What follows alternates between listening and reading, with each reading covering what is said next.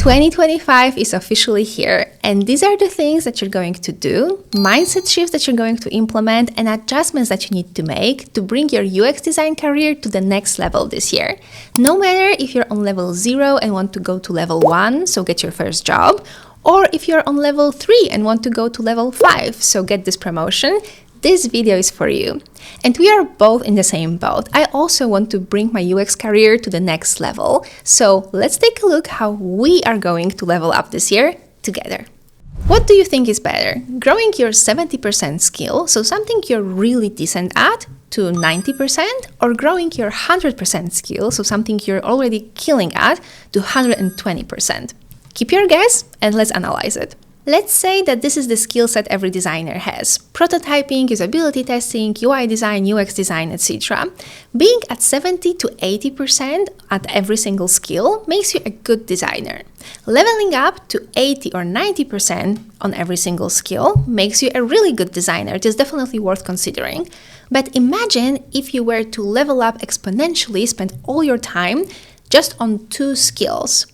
Who do you think is harder to replace for the company and has more value? The person with 80 or 90% with every single skill, or this person who leveled that up exponentially in those 2 skills? Of course, it is the second person. So in 2025, we're playing to our strengths. Forget about this old school mindset that you need to level up all your grades that they taught you at school. We're laser focusing on our strengths. Find out what your unfair advantage is and double down on it. Also, growing those skills will naturally come easier to you. And I don't really get the mindset of teachers and managers, especially managers in 360 reviews, who really focus on those minor improvements that you can make. You made a mistake here in the research, or you didn't explore enough options in the design exploration. And they just ignore all the things that you are naturally good at. And instead of advising you to go in this direction, they focus on this minutia. It is a really limited mindset. And this year we are not here for it. We're leaving this old mindset behind, but there is a disclaimer here. If, for example, you're at the 30%, let's say, for your research skills, you need to level them up to this acceptable 80%. Playing to your strengths cannot be an excuse to be in other design skills. We are striving for overall excellence. So, for example, if you're killing it at interpreting data, take this extra data science course. Or if you know how to draw, take a UI illustration course and build your portfolio in this angle. Remember, the idea is to differentiate yourself from the ocean of designers that you're competing with. The second step is to take a critical look at your current portfolio and bring it from where it is to a more senior level. And you might be over me talking about portfolio in every single video, but here I am again, because portfolio is the most important thing, especially at the beginning of your design career, because honestly, you don't have much more to show for your skills, so really invest in it. And I have a whole playlist about portfolio and a free portfolio masterclass that you can check out in the description. But here are the main points that you can focus on when leveling up your portfolio. Rebuild your case studies so they focus on the problem and solution, not necessarily on executing the design process only. You need to go wider outside of our design world only and show that you are a partner for product managers and engineers, not only designer who just pushes pixels. Show impact of your designs. We are not here only designing for the sake of designing, but there is a business goal behind it. So show data, metrics, goals, and product context. Make the case studies easy to go through. Shorten the text, use bullet points and annotations, shorten the case studies in general, and lean with the rule show, don't tell. Explain your decisions visually instead of in text. Show what actually happened. Be 100% honest. Show how you overcame the obstacles in the project. So, for example, if you had limited resources like time or engineers, or something went terribly wrong, show it in your portfolio and show how you overcame it to portray yourself as this driven and solution-oriented designer who's just unstoppable. Another step is about finding high-quality jobs, and this is something that is holding so many people back. It is about finding a match. You can be the best designer ever, but if you're looking for jobs and applying to jobs in companies who don't value design, or maybe they are not a mature organization to appreciate your skill set, you will never be successful. Reaching your full potential as a designer, and I mean it development-wise, but also money-wise, is only possible if you're working in places that have all three. a great team that you can learn from, and a great manager who actually wants you to grow, not is stopping you from growing, but this is another topic for another time. A great product, so something that is actually worth building, preferably with a product market fit, so that you have some kind of guarantee that a company will be growing. And resources. And I spoke to so many founders who are like, I know that you're asking for this 6-figure salary and you absolutely deserve it, but I just don't have money to give you it right now. And it's totally fair, but it's also not optimal for your design career growth if you want to take off this year. So look for jobs and for companies who actually have resources.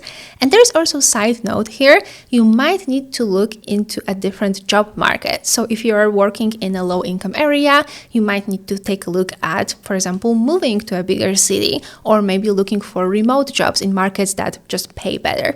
Now that we know what we want in a company, let's take a look at it from the other side and see how to spot red flags. And you can spot them almost immediately, even at the job description stage.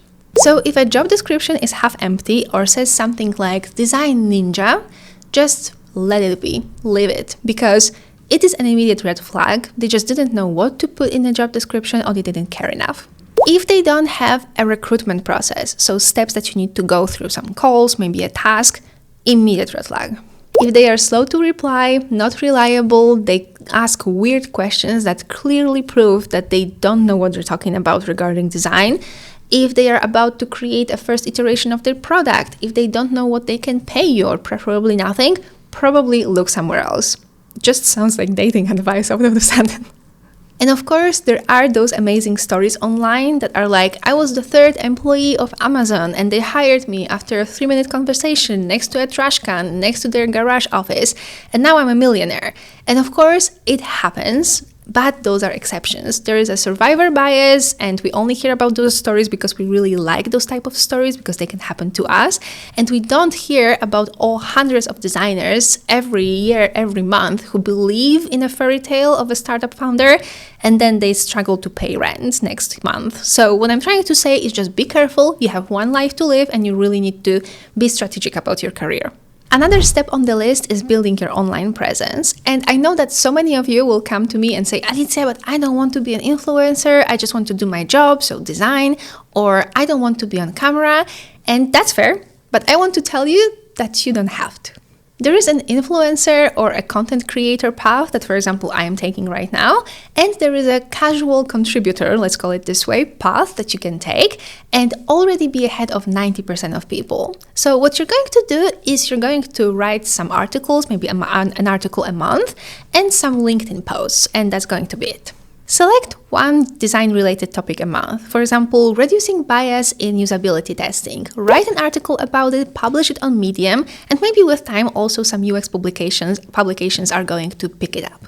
Then, based on this article, create, let's say, 5 to 6 LinkedIn posts and schedule them to be published throughout the month. Just remember to publish them also in some UX groups and answer comments. Participate in the discussion that you've started.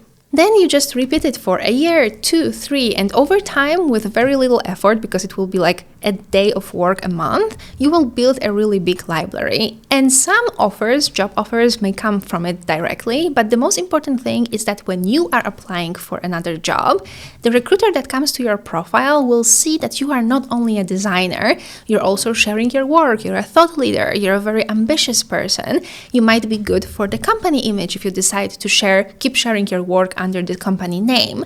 Basically, they can look into your head and see you as more than just another CV. They see you as a person. So I totally 100% recommend. Next is Shapeshift and Adapt. Learn what companies are looking for currently and adapt your skill set and portfolio to correspond to that. Don't be too attached to what kind of designer you are. We all need to make shifts in our career every 5 to 10 years-ish. So basically every single time that we remain comfortable. When I started my design career, material design was popping. So my portfolio was full of Android mobile apps. And you can see my very first portfolio, I've analyzed it in one of the videos. So I put it up here. But then I quickly realized that the companies that I want to be working for, they are more focused on SaaS products that are desktop web apps. So I converted my portfolio to correspond to that. And you can do it with other trends right now. So for example, UX writing is popping now. So you can look look into it and maybe incorporate that in your portfolio as well. The idea is to research and adapt. You need to separate who you are as a person from who you show up as professionally, and then put in the work, be hardworking enough to actually make the switch and get out of your comfort zone. And how to find out which direction you should go for is to look at the job ads, what the companies are looking for, and actually very objectively compare it to your portfolio and CV, what is shown there, and then make a change as you see fit. The last 2 steps are quick ones for people who already have a job and want to level up. The first thing is to be easy to work with. People need to like working with you, and providing value, so just designs, will not be enough, because you can be the best designer ever, but if you are really nasty to work with and you have really bad negative attitude, it will lead you nowhere. When it comes to human interaction, be pleasant, helpful, supportive of your team, share some personal stories here and there, just within reason. We don't want a scandal. Basically, be nice and don't cause drama. And for the more work-related things to do, I have a short list for you. So accept and respect people's feedback, try to implement it. Take a lead, don't just come to your team with a problem, but also with a potential solution. Inform about the delays, just be responsible. Don't defend your designs for your dear life. Just try to collaborate with people to actually find the best solution, not to define your own solution. Basically, remove your ego from the equation and be a responsible human being. I know it sounds so simple, but it's so difficult to come across. And the last step is to build connections and alliances in your team. This is the version of your network is your net worth, but internally in your company. Unfortunately, if you want to level up, you need to actively show people your value, your skill set, that you're a great collaborator, and there is no better way to do it than to actually work with people who are either on a higher level than you or who are really valuable employees.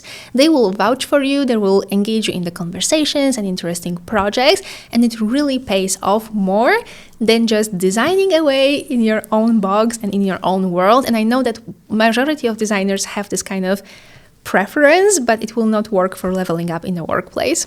Those are small steps, but if you do them regularly, it really pays off. I, for example, set up a goal for 2025 that every single week, consciously, I'm going to plan 2 or 3 activities like this to do during the week. So connecting with people, replying to some interesting conversations, joining discussions, maybe starting some kind of discussion. So do it regularly and see how things grow over a month, 2, 3, see how it works.